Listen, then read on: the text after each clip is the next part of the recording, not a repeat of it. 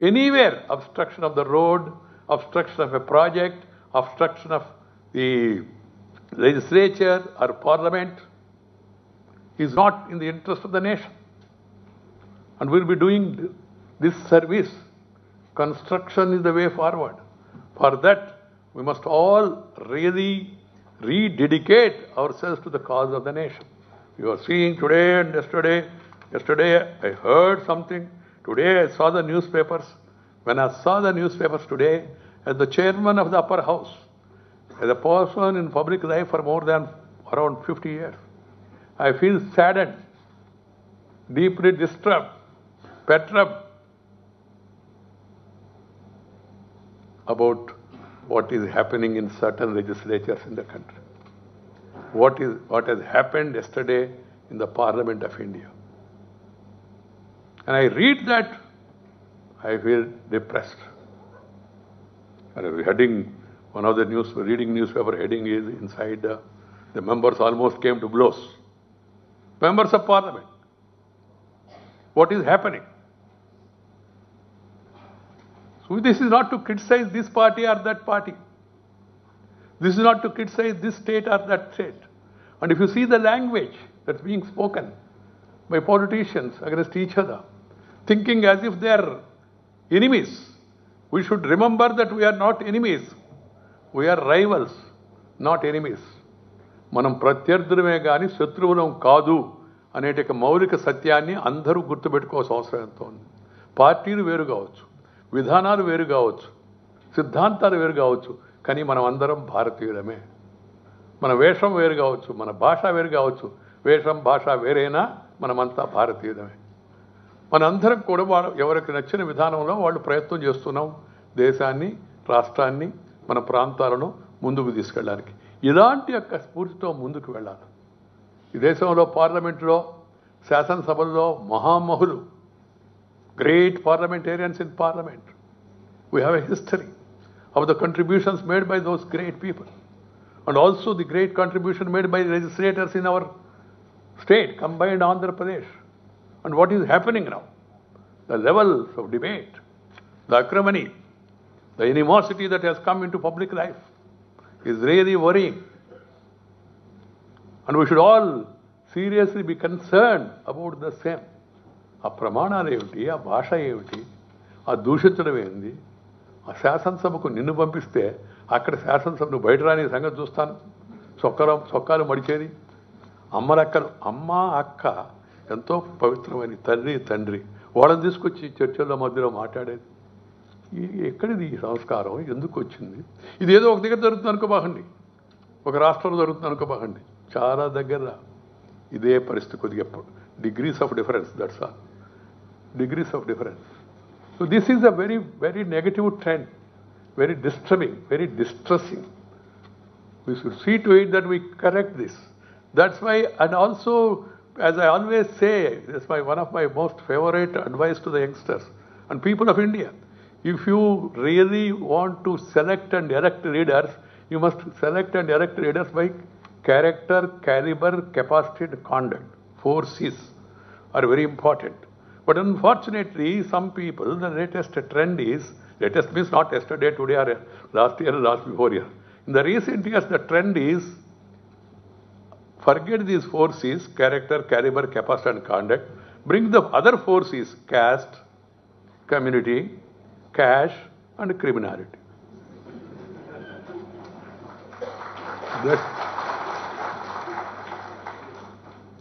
We should really think about this. Hiren Mukherjee, Jyotirmay Basu, Philo Modi, M.R. Masani, Acharya Ranga, Prakash Veer Shastri, Anand Sena Iyengar, Atal Bihari Vajpayee, Nadpai, to even Thinnedi Viswanathan of this Visakhapatnam. These great leaders, the standards they maintained, the contributions they made, the speeches they made in Parliament, and also here, even in Andhra Pradesh Assembly, Thinnedi Viswanathan, Pillamarri Venkateswara, to Tarimera Nagireddy, to Gautam Achanna, even till few months, the late Jaypal Reddy, There are many such examples of the contribution and the quality and standards maintained by those great leaders. We must introspect and see to it that we go back to those values, those standards, and increase the level of debate. Discussion, debate, discuss, decide, but not disrupt. And Pranab Mukherjee garu chepparu, he was here some time back to address your university. Discuss, debate, decide. Do not disrupt. 3 Ds, not the 4th D. But now the 4th D seems to be the main D. And everybody is saying D, D.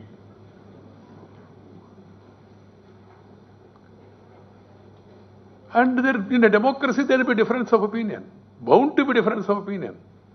Otherwise, why there are different parties? You differ, no problem. But you offer alternative idea. And then you discuss it. That's why I suggest to parliamentarians also, now that I have the responsibility of being presiding over the upper house, the so-called elders' house, elders. And something happens in elders' house, I am more disturbed. Because elders' house, house of elders. Whenever something happens unsavory and somebody goes to the well, I look to the gathering. Children, college students, immediately I turn down my eyes. Because I don't want to see their face and then face them also. సిగ్గుతో తల వంచుకోవాల్సిన పరిస్థితి వస్తుంది అప్పుడప్పుడు జరుగుతున్న పరిస్థితులను చూస్తే. ఈ పరిస్థితి తప్పనిసరిగా ఎంత తొందరగా వీలైతే అంత తొందరగా మారాలి. ఆ మధ్య అనుకున్నారు ఈ లైవ్ టెలికాస్ట్ పెడితే చాలా వరకు ఈ జబ్బు తగ్గుద్ది, ఎందుకంటే టీవీలో చూస్తారు కాబట్టి జనం అంత పద్ధతిగా ప్రవర్తిస్తారని. ఇది పెట్టిన తర్వాత జబ్బు పెరిగిందని నివేదికలు చెప్తుంది. చూడండి ఎంత విరోచితంగా పోరాడాను అక్కడ. Discuss, differ, debate, decide. That's why I suggest simply, I gave them a simple solution. In a democracy, you have got right. Agree to disagree. Discuss, debate and decide. You want to talk out, talk out. You want to walk out, walk out. But not doing talk out and walk out, doing something else, you need to break out and democracy will be all out. You have to understand. And people will lose the faith in the system. And there is an alternative thought and ideology given by some people, including some professors also encouraging. That's another concern, few of course, saying the power comes to bearer of the gun. విప్లవం వస్తుంది.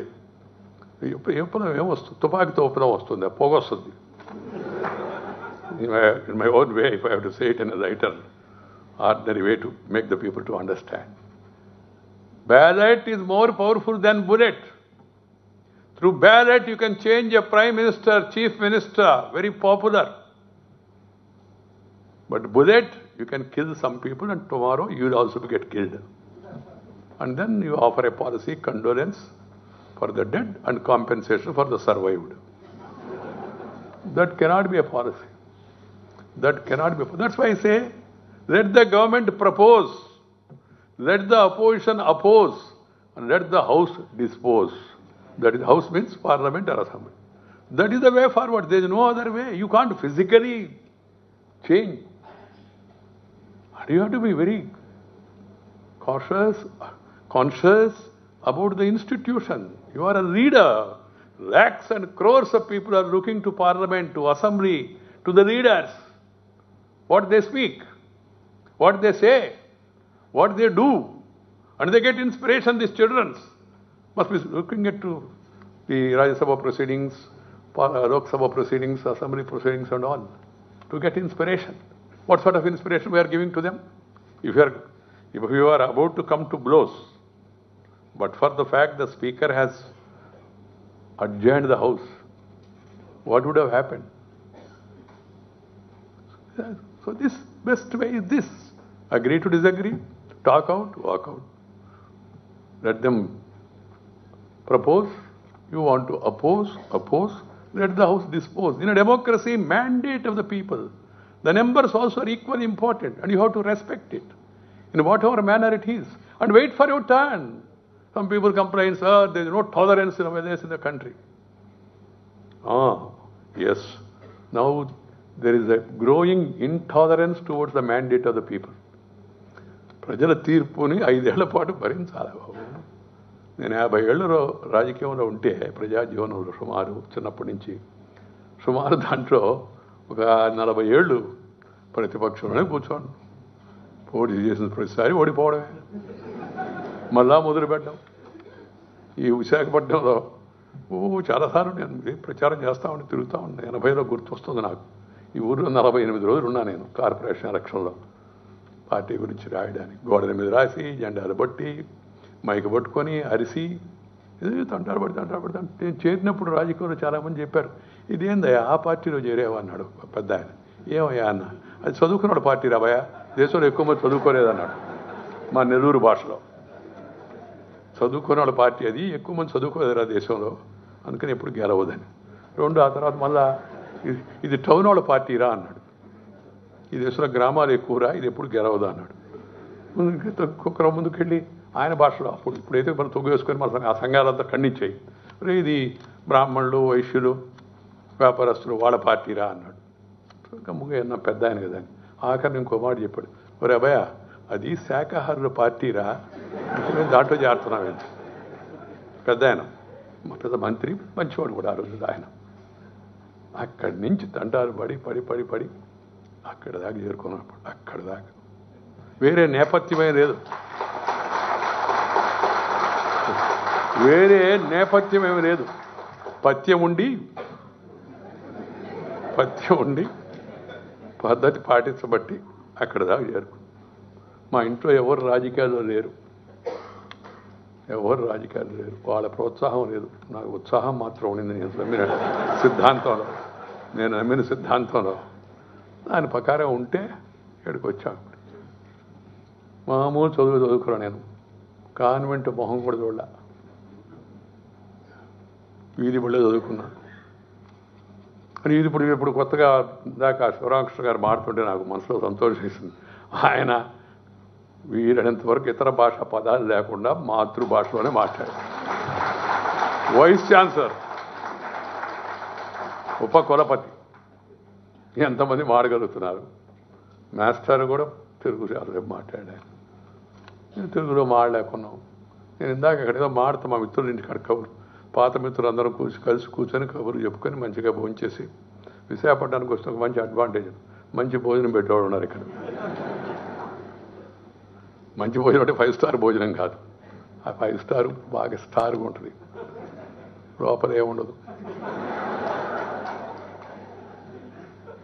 ప్రేమతో అభిమానంతో మన నాటుకోడి పులుసు లాంటి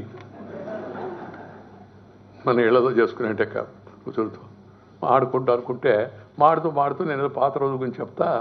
ఆ ఇంటి దగ్గర ఇంటి ముందు ఉంటుంది కదా, దాన్ని నాకు 40 ఏళ్ళు ఆ ఢిల్లీలో ఉండడం, ఇంగ్లీష్లో మాడడం, హిందీలో మాడడం కొద్దిగా అలవాటు తప్పి వెంటనే గుర్తురాల. అదేందయ్యా, అది మనం గచ్చుది ఉంది కదా అంటే నా పక్కన మిత్రుడు అందించాడు, అరుగు అని. ఈ జీవిత పరుగులో మరుగును పడిపోయింది. అందుకని నేను అందరికీ చెప్తూ ఉన్నా, బాబు మాతృభాషలో చదువుకోండి. మాతృభాషలో చదువుకుంటే ఇతర భాషలకు విరుద్ధమా? కాదు. ఇంగ్లీషు చదువుకోవడం కూడా అవసరం. ఎందుకంటే ప్రపంచం అంతా ఇప్పుడు ఓపెన్ అప్ అయిపోయింది. The world is open today. So you can't live in isolation and have consolation. But ముందు అందుకని చెప్తాను, మాతృభాష కళ్ళ లాంటిది, పరాయి భాష కళ్ళద్దాలు లాంటిది. కళ్ళు ఉంటే కళ్ళద్దాలు కనబడతాయి, లేవనుకో రెమాన్ గ్లాస్ వేసుకున్నా జుబాన్ నుంచి మాట బయట. జుబాన్ అంటే నాలుక, నేర్చుకోవాలి, అది చాలా అవసరం. అలా అని ఇతర భాషలను కించపరచకూడదు. వాటి సమాజంలో కూడా ఉంది, నేను కాదన్ను. ఇంగ్లీష్ నేర్చుకోవాలనే తపన, ఎందుకంటే ఇంగ్లీష్ నేర్చుకుంటే పైకి పోతామని. ఆ మధ్య ఒకసారి ఒక ఆయన అన్నాడు, సార్ పైకి పోవడానికి అంతకన్నా మార్గం లేదని. నేను అన్నాను, నేను దేవుడితో మాడాను, ఆయన అదేమి కండిషన్ పెట్టలేదు, ఏ భాష వాడైనా రావచ్చు, వాడు ఎక్స్పైరీ టైం అయిన తర్వాత వచ్చేయచ్చు అని చెప్పాడు కదా. అది కాదు సార్, మీరు అట్ట మాడితే సార్ పైకి పోవాలంటే పై స్థాయికి. మరి ఏ మీడియాలో చదువుకున్నాడు రామకృష్ణ గారు చిన్నప్పుడు? ఏ మీడియాలో చదువుకున్నాడు మన రాష్ట్రపతి రామ్నాథ్ కోవింద్ గారు? ఏ మీడియాలో చదువుకున్నాడు దేశ ప్రధానమంత్రి, శక్తివంతమైన ప్రధానమంత్రి, ప్రపంచం గుర్తిస్తుందని చెప్పుకునే అంటే నరేంద్ర మోడీ గారి కాన్వెంట్ కూడా చూడలే. మేము చూసాం, పోలా. ఆయన అది కూడా చూడలే. అప్పుడు చూసే పరిస్థితి లేదు పాపం. ఏమిడి చదువుకున్న వెంకయ్య నాయుడు ఇవాళ ఈ దేశంలో గ్రామీణ ప్రాంతాల్లో పుట్టి వరుసగా అంచెలన్నీ స్థాయికి పోయి భారతదేశానికి ఉపరాష్ట్రపతి అయ్యాడు. అందువల్ల అది అలాంటి భ్రమ పెట్టుకోకూడదు. బట్ నేను అన్నట్టుగా పోటీ ప్రపంచంలో వీరెన్ని ఎక్కువ భాషలు నేర్చుకోవాలి. పునాదులు మన భాషలో ఉండాలి. ఆ తర్వాత ఇతర భాషలు కూడా నేర్చుకుంటూ ముందుకు వెళ్ళాలి. దానికోసం ప్రయత్నం చేయాలి. ఈ ప్రయత్నం అంతేకాని దాన్ని ఏదో రాజకీయంతో ముడిపెట్టకూడదు. వాళ్ళు చెప్తున్నారు కాబట్టి మన వ్యతిరేకం, లేదా మనకు వ్యతిరేకం ఏదో వాళ్ళు చెప్తున్నారేమో అట్లా అనుకోవాల్సిన అవసరం లేదు. జీవిత సారం. నాకు భాష ప్రాణం లాంటిది. ఎందుకంటే భాష భావన రెండు ముందుకెళ్తాయి. అది భారతీయ భాషలను ప్రోత్సహించాల్సిన కర్తవ్యం మన ప్రభుత్వాల పైన ఉంది, కేంద్ర ప్రభుత్వం కానీ రాష్ట్ర ప్రభుత్వం కానీ. అలాగే విద్యా సంస్థలు కూడా మన విద్యతో పాటు వినయాన్ని, విద్యతో పాటు సంస్కారాన్ని బోధించాలి. పిల్లలు చెప్పాలంతా చెప్తే వస్తుంది పిల్లలు. నేను మొన్న ఈ బెంగళూరు కాదు హుబ్లీలో ఒక ఆయన దేశపాండే ఆయన అమెరికాలో ఉంటూ బోస్టన్లో ఆయన వాళ్ళ ఆవిడ ఈ నారాయణమూర్తి గారు ఉన్నారు కదా, వాళ్ళ ఆవిడ అక్క చెల్లెళ్ళు, ఆయన ఇక్కడికి వచ్చి పెద్ద 40 కోట్ల రూపాయలతో ఒక వాలంటరీ ఆర్గనైజేషన్ పెట్టి సేవ చేస్తున్నాడు. ఆ పిల్లలు మాడుతుంటే చిన్నప్పుడు అంతా నేను పోగానే అందరూ లేచి పిల్లలు, చిన్న పిల్లలు 1వ తరగతి 2వ తరగతి, గుడ్ మార్నింగ్ సార్ అన్నాడు. నేను గమ్ముకున్నాను. తర్వాత చెప్పే వాళ్ళకి, అమ్మా గుడ్ మార్నింగ్ అంటే కొద్దిసేపు తర్వాత గుడ్ ఆఫ్టర్నూన్ అనాదా, ఆ తర్వాత కొద్దిసేపు గుడ్ ఈవినింగ్ అనాదా, ఆ తర్వాత కొద్దిసేపటికి గుడ్ నైట్ అనాదా. అది గుడ్ నైటో బ్యాడ్ నైటో నీకు జరగదు నాకు జరగదు. అందుకని మార్గం ఒకటే, నమస్తే అని చెప్పు. ఉదయం, మధ్యాహ్నం, సాయంత్రం, అప్పుడు ఎప్పుడు నమస్కారం. ఈ నమస్కారం మన సంస్కారం అని చెప్పాను. ఆ పిల్లలు ఎంతో సంతోషపడిపోయారు, చెప్పలేమన్నమాట. అలాగే సార్ మేము తప్పనిసరిగా ప్రయత్నం చేస్తామని చెప్పాను.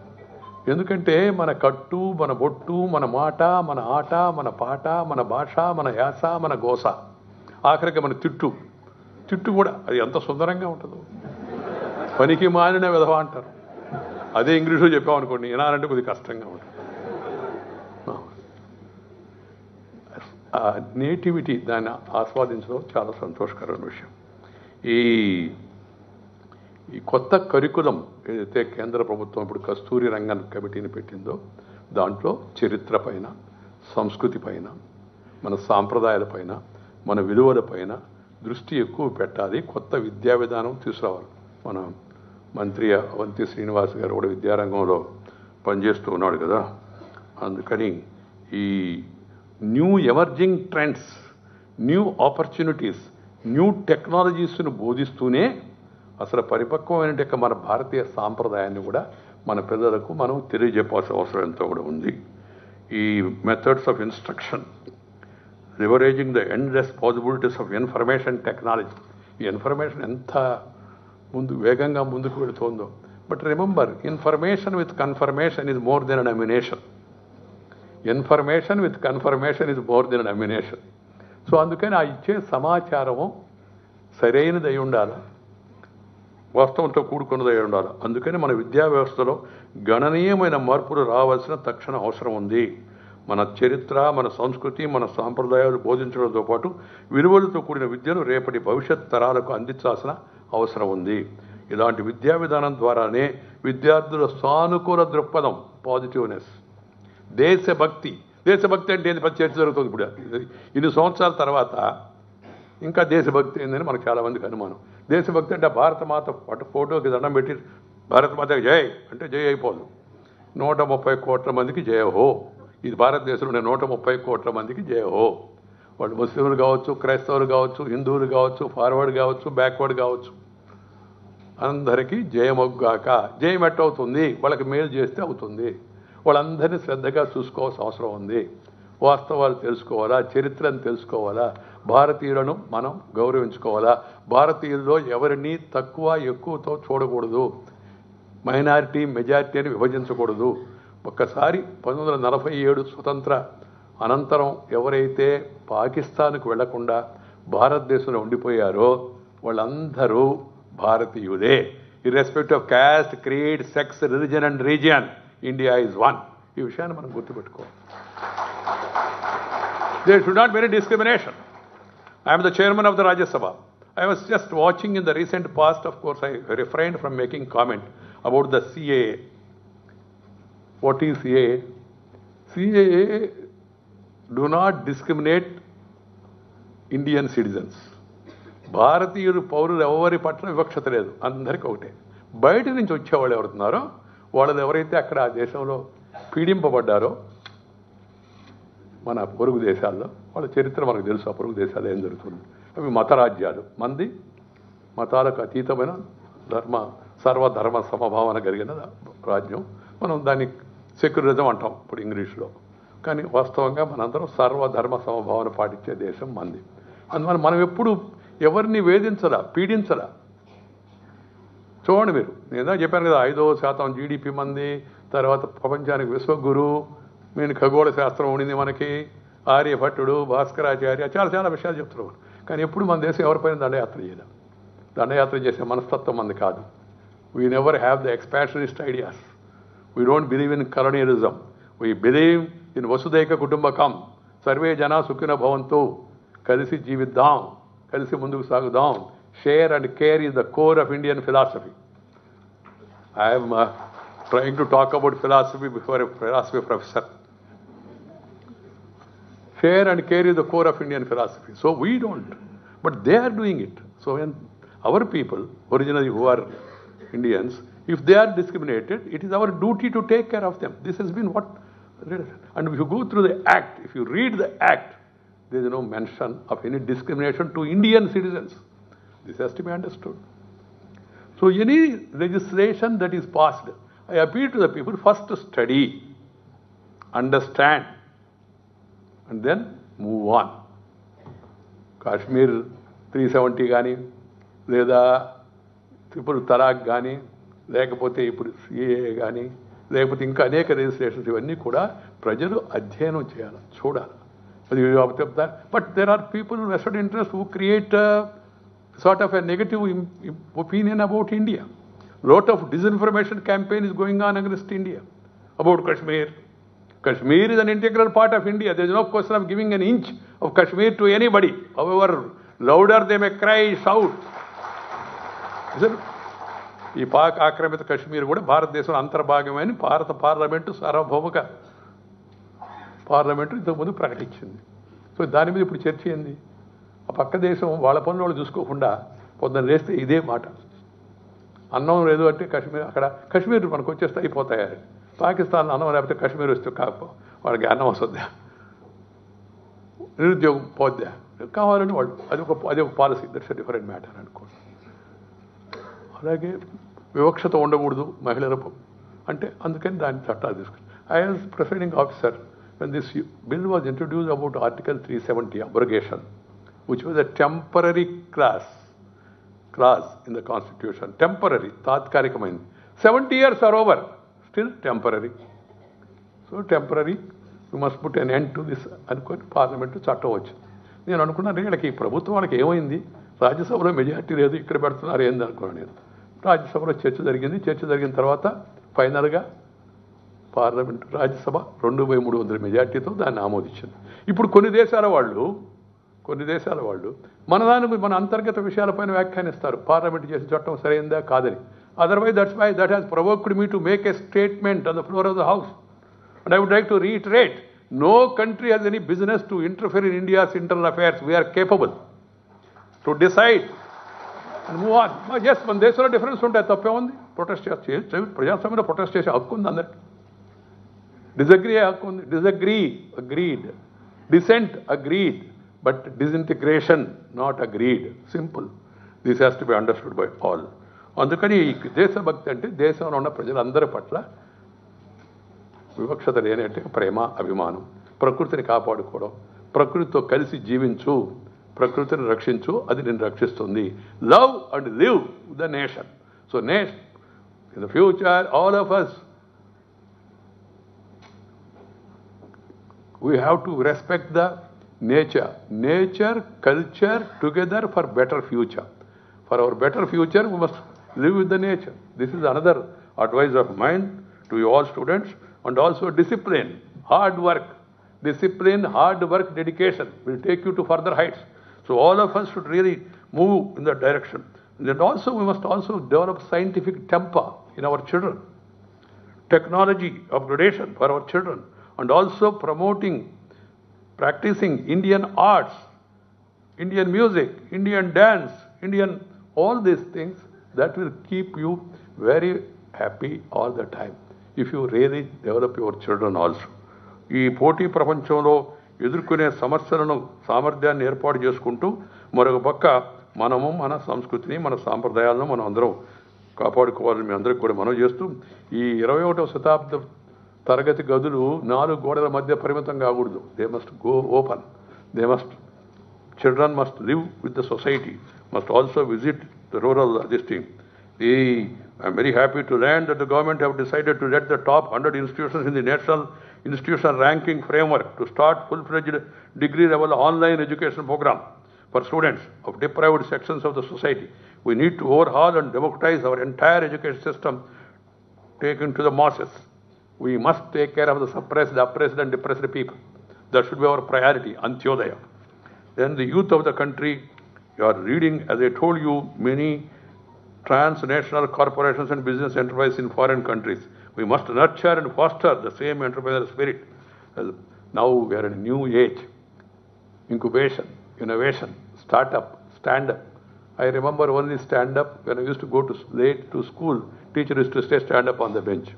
That was a stand-up at that time.